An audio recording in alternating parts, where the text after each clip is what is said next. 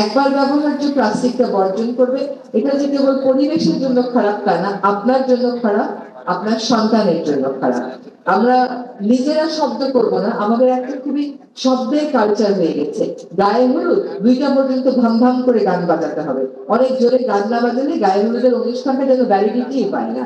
তো আমরা গান শুনবো, আমরা অন্যের বিরক্তি না করে ওই অভ্যাসে আসতে হবে, যাতে করে আমাদের আমাদের গানটা অন্যের বিরক্তির কারণ না হয়ে যায়। এরকম সামাজিক জীবনে অনেক কিছুই আমরা করি যেগুলো অন্যের বিরক্তির কারণ হয়ে যায়, অথচ কাজগুলো ভালো, কাজগুলো মানুষকে প্রশান্তি দেওয়ার কাজ, কিন্তু আমাদের করার ধরনটা এমন যে মানুষ এবং সমাজ বিরক্ত হয়ে যায়।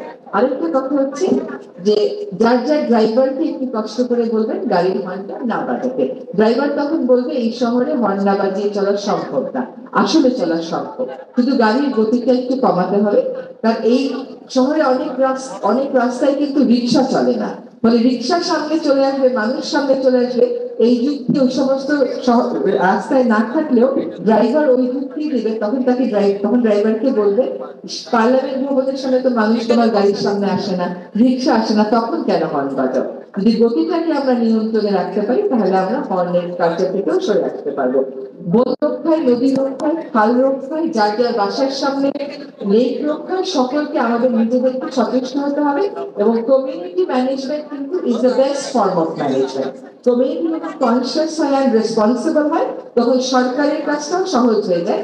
আমি মনে করি আমার মডেল হচ্ছে কমিউনিটিকে ইনভলভ করে পরিবেশের সম্পদগুলোকে বাঁচিয়ে তোলা। আমরা অবশ্যই আশা করি যে আপনারা দায়িত্বশীল হবেন, আপনারা অনেক বেশি মানবিক হবেন, শুধুমাত্র মানবিক মানুষের জন্য হবেন না, প্রাণীকুলের জন্য মানবিক হবে। এখন দেখতে ভালো লাগে যে ঢাকা শহরে স্ট্রে ডগের সংখ্যা কিন্তু আস্তে আস্তে কমে যাচ্ছে, কারণ তরুণ প্রজন্ম তাদের দায়িত্ব নিতে শিখেছে। একটা দেশ কেমন ওটা যদি রাস্তায় তার স্ট্রে ডগের স্বাস্থ্য কেমন ওটা দেখলেই বোঝা যায়। ওইখান থেকে যখন আমাদের উত্তরণ ঘটছে তার মানে আমাদের মানসিক স্বাস্থ্যে, মানসিকতারও অবশ্যই উন্নয়ন ঘটছে। আমরা নাগরিক হিসাবে নিজেদের অধিকারের কথা যতটুকু বলবো তার চাইতে অনেক বেশি নিজেদের দায়িত্বের কথা বলবো।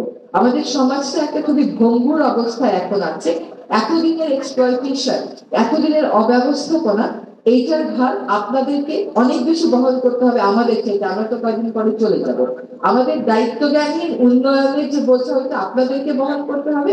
ফলে আপনাদেরকে কোনটা উন্নয়ন কোনটা উন্নয়ন না সেটা বুঝে টেকসই উন্নয়নের পথে যেতে হবে।